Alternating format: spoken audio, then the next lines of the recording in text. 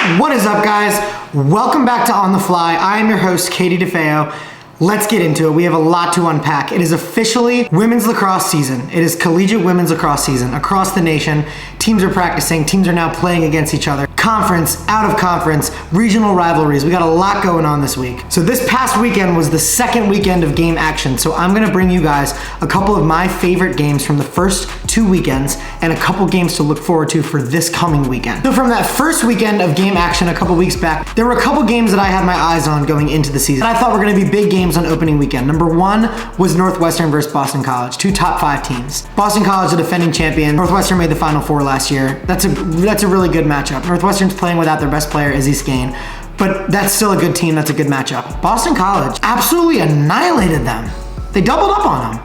18-9 in week 1, Boston College over Northwestern. That is if I'm in the ACC or just in general, that's a scary sight. They are so wicked good. Beating Northwestern, another top 5 team, 18-9 in week 1, is the exact statement that I think BC was trying to make. We won the championship last year, but we're back. We're back for business. We are trying to repeat. They loaded up with the number 1 freshman, Mallory Hasselback. They have Charlotte back. They have Rachel Hall back. They have Belle Smith back. They have a bunch of returners that are really good. I think we all know now officially that BC means business. 18-9 over Northwestern, a really, really good team. That's not the last we'll see of Northwestern, I guarantee you. The second game from that opening weekend for me that I had my eyes on was Syracuse versus Stanford. Syracuse with all these girls returning from injuries, and Stanford with the number 1 overall recruiting class in the country for their freshman class right now.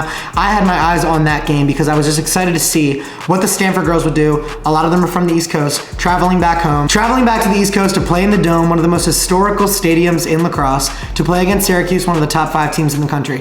And let me tell you, Danielle Spencer, head coach of Stanford, she recruited some dogs. Not just top recruits, not as Coach Brook says in the movie Miracle, I don't want the best players, I want the right players. And it seems to me that Danielle Spencer got the right players at Stanford. Those girls were not afraid of anything that they saw from Syracuse. A reloaded, revamped, new head coach Syracuse team. Stanford wasn't scared. They weren't scared. But my thing is, this is my take, I think the CUSE offense just has too many weapons. I think the CUSE offense has too many weapons this year. You have the Tyrells, you have Megan Carney, so many other players that it's just gonna be tough for teams to be able to withstand that barrage of attack. It's gonna be tough for defenses to slow them down, and it's gonna be tough for opposing offenses to put up points that are gonna be able to match those totals. I just like Syracuse in a lot of these early matchups. I like Syracuse in the ACC.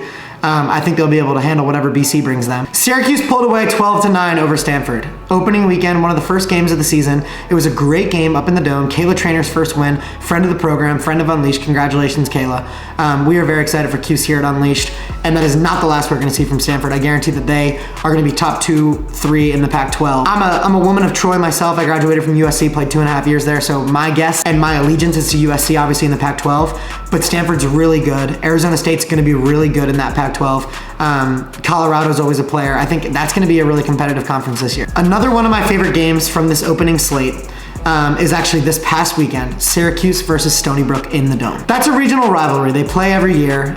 They're not in the same conference, but Joe Spallina brings the girls up to Syracuse, or Syracuse comes down to Long Island, and they always play. CUSE beat Stony Brook 12-11 this past weekend.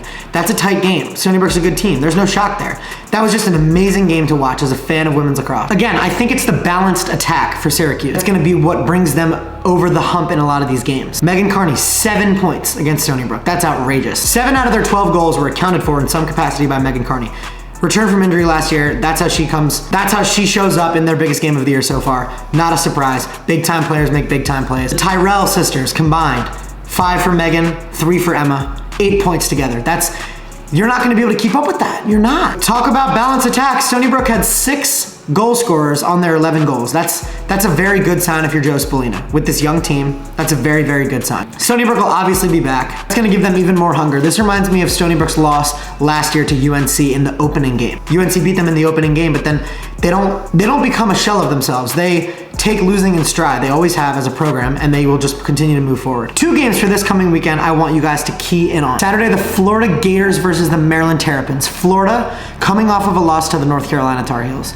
That's a tough game for any team.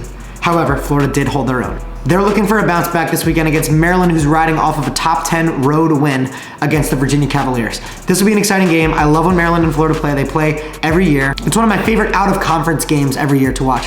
Maryland versus Florida. Book that one. That's Saturday. That's going to be a hell of a game. Sunday, North Carolina versus Jacksonville. This is an interesting one. Carolina, obviously undefeated. They're one of the best teams in the country. We know this. They were last year. They are again this year. They reloaded. Jacksonville, it's an interesting case study for me because you look at Jacksonville, you look at last year. They had big wins last year, key wins. They beat Virginia Tech. They beat a good Virginia Tech team last year. They beat Florida last year, which was crazy. As you guys remember, I talked about it all the time. This season, Jacksonville opened their season against Virginia Tech and they smoked them 15-6. 15-6 win over Virginia Tech for their first win of the season. Jacksonville, they were ranked. And then they play USC, who is an unranked, well, was unranked at the time of the game. Unranked USC last weekend. One of my favorite games to watch. I watched the whole game. I sat down and watched it. It's one of my best friends from high school, Sarah Elms, versus all my college friends. Sarah has the game tying goal at the end of the game. It was unbelievable. One of my best friends in the world. And then who goes down on the other end and scores the game-winning goal in regulation? Shelby Tilton, longtime close personal friend of Katie DeFeo. One could argue I taught her everything she knows. Shelby Tilton, Shelby Rook Tilton, with the game-winning goal over Jacksonville to lift USC unranked over a ranked opponent, Jacksonville, and beat them last weekend.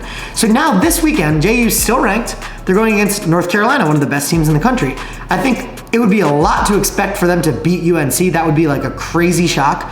A big win. But for me, it's more about how they play against UNC, how they match up against UNC, because that loss against USC is tough for them. I'm just excited to see how they bounce back. They're still in the rankings. They're still a top 25 team. I'm excited to see how they bounce back after that loss against one of the best teams in the country, the North Carolina Tar Heels. I think that's going to be an exciting game this weekend to keep your eyes on. I know I will be watching. Make sure you watch some women's lacrosse this weekend. Peace.